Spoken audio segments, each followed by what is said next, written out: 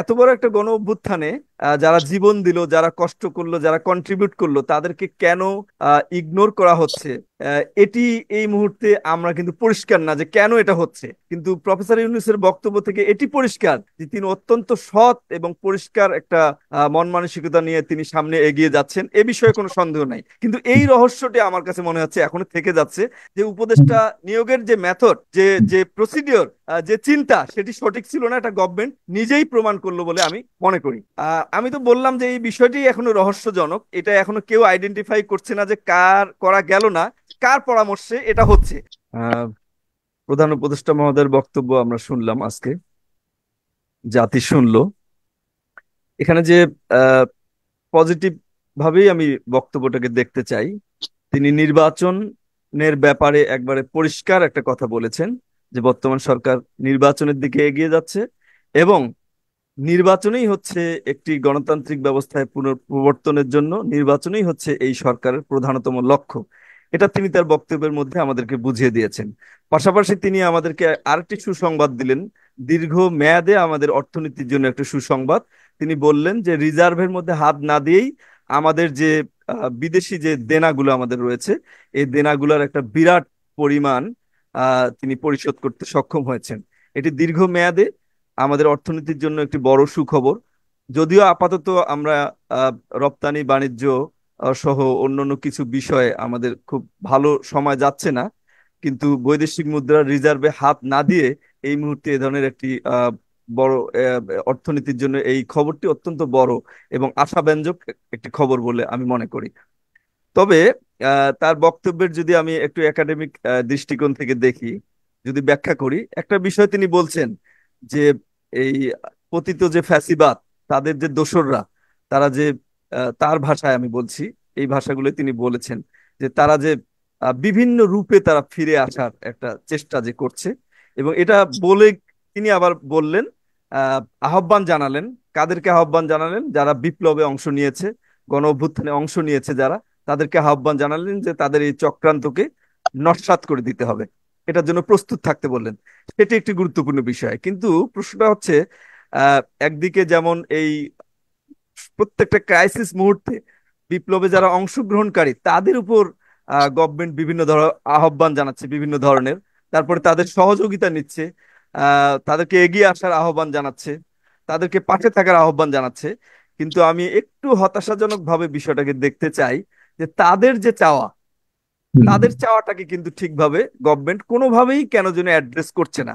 কারণ উপদেষ্টা পরিষদ যখন থেকে গঠন হলো, তখন থেকেই দেশের সাধারণ মানুষ বলেন, যারা গণ অভ্যুত্থানে অংশ নিয়েছে তারা বলেন, সবার মধ্যে এই আলোচনাটা রয়েছে যে সঠিক মানুষগুলোকে উপদেষ্টা পরিষদে আপনার নিয়োগ দেয়া হয়নি। তো এখন এত বড় একটা গণ অভ্যুত্থানে যারা জীবন দিল, যারা কষ্ট করলো, যারা কন্ট্রিবিউট করলো, তাদেরকে কেন ইগনোর করা হচ্ছে? এটি এই মুহূর্তে আমরা কিন্তু পরিষ্কার না যে কেন এটা হচ্ছে, কিন্তু প্রফেসর ইউনূসের বক্তব্য থেকে এটি পরিষ্কার যে তিনি অত্যন্ত সৎ এবং পরিষ্কার একটা মন মানসিকতা নিয়ে তিনি সামনে এগিয়ে যাচ্ছেন, এ বিষয়ে কোনো সন্দেহ নাই। কিন্তু এই রহস্যটি আমার কাছে মনে হচ্ছে এখনো থেকে যাচ্ছে, যে কেন যারা ভারতের বিপ্লবে সবাই কি অংশগ্রহণ। ডক্টর মোহাম্মদ ইউনূসের কনসেশন নিয়েই কি করছে কিনা, এটাও একটা তো এটাও আমাদের আমার জিজ্ঞেস। কাছে একটা রহস্য মনে হচ্ছে, যে কেন এবং কার পরামর্শে এটা করা হচ্ছে। এত এক্স্যাক্টলি। বড় সমালোচনা, এত সমালোচনা হচ্ছে, নেট দুনিয়ায় তোলপাড় হচ্ছে, প্রত্যেকটা যারা বিপ্লবে অংশ নিয়েছে তারা সবাই বলছে, তারপরও কেন এই বিষয়টাকে অ্যাড্রেস করা হচ্ছে না, কেন আবারও বিতর্কিত মানুষকে নেওয়া হচ্ছে, এটা নিয়ে একটা সন্দেহ আছে। আমি উদাহরণস্বরূপ এটা বলতে পারি যে যারা আপনার ফ্যাসিবাদদের ফ্যাসিবাদকে যারা ফ্যাসিবাদ হিসাবে মনে করতো না, বা বিপ্লবের চেতনা যারা ধারণ করে না, আমি নাম ধরেই বলতে চাই।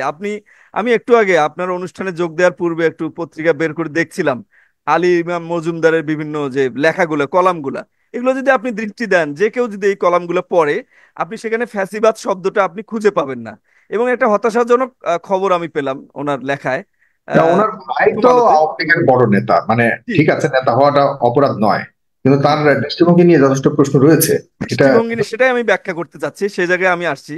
প্রথম আলোতে একটা তার কলাম একটা দেখলাম আমি, যে গত ডিসেম্বরে, 23 সালের ডিসেম্বরে, অর্থাৎ এই 24-এর নির্বাচনের ঠিক আগে, ডিসেম্বর ঠিক শেষের দিকে একটা কলামে উনি বলছেন যে বিএনপির মতো বড় দলকে বাইরে রেখে আওয়ামী লীগ নির্বাচনে আসার চেষ্টা করছে, এই ধরনের একটা কথা। এটা করার মধ্য দিয়ে আওয়ামী লীগ নিজের এবং গণতন্ত্রের কোনো ক্ষতি করছে না তো? এই হুম। কথাটাকে আমি যদি ব্যাখ্যা করি, আমি কি বুঝতে পারি, আমরা যারা বিপ্লবের অংশ নিয়েছি বা বিপ্লবের পক্ষে ছিলাম, এই জনগোষ্ঠী যারা আছে, তারা কিন্তু জানে যে সেই আহ আওয়ামী লীগ যখন ক্ষমতায় আসলো, লাস্ট ক্ষমতায় আসার পর থেকেই দেশের গণতন্ত্র যে কবর রচিত হয়েছে, সেই চেতনা আমরা ধারণ করি। কিন্তু 2023 সালের ডিসেম্বরে এসে যদি আলী ইমাম মজুমদার বলেন যে গণতন্ত্রের ক্ষতি করছে না তো, তার মানে কি? তার মানে গণতন্ত্র দেশে আছে, এবং শেখ হাসিনা বা আওয়ামী লীগ সরকারের এই বিএনপি কে নির্বাচনে বাইরে রাখার যে চিন্তা ভাবনা করা হচ্ছে, এটা দিয়ে এই গণতন্ত্রের ক্ষতি হয়ে যাবে বলে উনি আশঙ্কা করছেন। আপনি বলুন, বা দর্শকদেরকে এই বিচারটা দিব, এটা কি বিপ্লবের চেতনা ধারণ করা কোনো কথা? এটা কি ফ্যাসিবাদ বিরোধী কথা? দেশে যে ফ্যাসিবাদী শাসন চলতেছিল, খুন গুম এগুলো যে চলতেছিল, এগুলোর পক্ষের কথা, এগুলোর পক্ষেই তো তার ওনার কথাটা যায়। উনি বলছেন যে গণতন্ত্র আছে, কিন্তু এটা দ্বারা গণতন্ত্রের একটু ক্ষতি হচ্ছে না তো? এই যে প্রশ্নটা, এর মধ্য থেকে উনি কোন চেতনা ধারণ করেন, এটা কিন্তু আমরা পরিষ্কার বুঝতে পারছি। পাশাপাশি আপনি দেখেন, গভর্নমেন্ট আবার কিন্তু এত সমালোচনার মধ্যে, গভর্নমেন্ট এই অবস্থাটা আমি বুঝতে পারছি না যে তারা উপদেষ্টা বা নিয়োগের যে ওনাকে আসলে মেথোডোলজি। গভর্নমেন্ট উপদেষ্টা পরিষদে নিলেও বা কোন বিবেচনায়, সেখানে কোনো বিবেচনা আছে বলে আপনি মনে করেন বা ছিল বলে মনে করেন? আমি তো বললাম যে এই বিষয়টি এখনো রহস্যজনক, এটা এখনো কেউ আইডেন্টিফাই করছে না যে কার করা গেল না, কার পরামর্শে এটা হচ্ছে। এমন যদি হতো, মানে কোন কোন জায়গায় আমরা কথা এরকম শুনি যে লোক পাওয়া যাচ্ছে না। আসলে আপনি আপনি যদি বলেন, আপনি সাগর ভাই, আপনি এতদিন থেকে টক শো চালাচ্ছেন, আপনি অন্তত 50 জন 100 জন মানুষের লিস্ট আপনাকে যদি আমি বলি, আমার ধারণা আপনি দিতে পারবেন। আমাকে যদি বলি, বলে কেউ, আমিও দিতে পারবো এরকম উপদেষ্টা হওয়ার জন্য লোকজন, বড় বড় পদের লোকজনের নাম আমরা লিস্ট দিতে পারবো। কিন্তু কেন এই ধরনের লোকগুলোকে বিবেচনায় নেওয়া হচ্ছে না উপদেষ্টা পরিষদে আনার জন্য বা বড় বড় পদে আনার জন্য, কেন বিবেচনায় নেওয়া হচ্ছে না? এটি বড় ধরনের একটা রহস্য। এবং আমি মনে করি ভবিষ্যতে এই কে এখানে সরকারের ডিসিশন ব্যর্থতার মেকার? পিছনে, জি কে এই এখানে আমি শেষ ডিসিশন করি একটু মেকার? সাগর ভাই, এটাই আমি শেষ করি সবচেয়ে একটু। বড় প্রশ্ন সব জি রয়ে জি, গেছে, যে কে যে এই ডিসিশন মেক সরকারের করছে। যদি কোনো বড় ব্যর্থতা আসে, তা আমি মনে করি এই জায়গাটা থেকেই ব্যর্থতার দিকে সরকার যাবে, এবং সেটি হচ্ছে বড় প্রবলেম। আমি আশা করব যে গভর্নমেন্ট এই বিষয়টা ভাববে। এবং পাশাপাশি আমরা দেখছি আরেকটা জিনিস দেখেন, যখন সমালোচনা হচ্ছে, আপনি আলী ইমাম মজুমদারের কথা আবার বলবো আমি, ওনাকে আমি যদি ভুল না বলি, প্রথমে জনপ্রশাসন মন্ত্রণালয় ওনাকে দেয়া হলো। তো ওনার সারা জীবন তো ছিল প্রশাসন নিয়ে, উনি প্রশাসন ক্যাডারের একজন মানুষ আমি যতটুকু জানি। উনি ক্যাবিনেট সচিব ছিলেন, উনি সচিব ছিলেন। তো এতগুলো প্রশাসনিক পদে থাকার পর ওনাকে জনপ্রশাসন মন্ত্রণালয়ে দেয়া হবে, এটাই তো স্বাভাবিক। কিন্তু ওনাকে জনপ্রশাসন মন্ত্রণালয়ে দেওয়ার পর আমরা কি দেখলাম? উনি কাদেরকে ডিসি নিয়োগ করলেন, কাদেরকে বিভিন্ন পদে বসানোর জন্য, কেন সমালোচনা আসলো? আবার ওনাকে জনপ্রশাসন মন্ত্রণালয় থেকে সরানোর যুক্তিটা কি? যদি প্রশাসন চালানোর যোগ্যতাটাই ওনার যোগ্যতার উপদেষ্টা পরিষদে নিয়োগ পাওয়ার মাপকাঠি হয়, তাহলে ওনাকে ওনাকে তো জনপ্রশাসন মন্ত্রণালয় থাকার কথা। তাহলে ওখান থেকে সরানো হলো কেন? ওখান থেকে সরানো হওয়ার অর্থই হচ্ছে যে উনি ওখানে সঠিক কাজটি করতে পারেননি। এর থেকে গভর্নমেন্ট নিজেই প্রমাণ করলো যে উপদেষ্টা নিয়োগের যে মেথড, যে যে প্রসিডিওর, যে চিন্তা, সেটি সঠিক ছিল না। এটা গভর্নমেন্ট নিজেই প্রমাণ করলো বলে আমি মনে করি। জি। আপনাকে অনেক ধন্যবাদ। তার মানে এইভাবে চলতে থাকলে হয়তো আপনি মনে করেন যে গভর্নমেন্টের জি, আমি অনেক। মনে করি বিপদটা এই জায়গা থেকে আসতে হবে।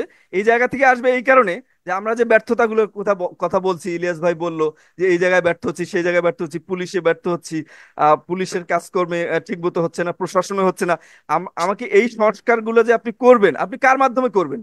উপদেষ্টাদের সাথে মিটিং করে তাদের সাথে কথাবার্তা বলেই তো আপনি করবেন। তা তারাই যদি সেই চেতনাই যদি ধারণ না করে, তাহলে এই সংস্কার আপনি তাদেরকে দিয়ে কিভাবে করবেন? এটা তো একটা একেবারে লজিক্যাল, প্রাথমিক, একটা মৌলিক একটা প্রশ্ন। তাদেরকে দিয়ে তো আপনাকে এটা করতে হবে। আচ্ছা, তার তো মানে আপনি সেখানে যদি বোঝাতে আপনি, চাচ্ছেন যে যে সংস্কারের কথা আজকে বলেছেন সবচেয়ে জোর দিয়ে ডক্টর মোহাম্মদ ইউনূস, সেই জি, সংস্কার কতটা তিনি করতে পারবেন এখনো পর্যন্ত বড় প্রশ্ন রয়ে গেছে। রয়ে গেছে, এটা অনেক বড় প্রশ্ন। এবং এখানে এই সংস্কারের চেতনা ধারণ করে বিপ্লবের সংস্কারের প্রশ্নটা আসলো কোথা থেকে, আপনাকে এটা বুঝতে হবে। সংস্কারের প্রশ্নটা আসলো হচ্ছে বিপ্লব থেকে, গণ অভ্যুত্থানের চেতনা থেকে সংস্কারের চেতনার উদ্ভব, আপনাকে মনে রাখতে হবে। এবং এই গণ অভ্যুত্থান কিন্তু বাংলাদেশের বা আমাদের ইতিহাসের যে অন্য অন্য গণ অভ্যুত্থান বিপ্লবগুলো রয়েছে, তার থেকে এর চরিত্র কিন্তু ভিন্ন। এটা আপনাকে একাডেমিক্যালি আপনাকে এটা বুঝতে হবে।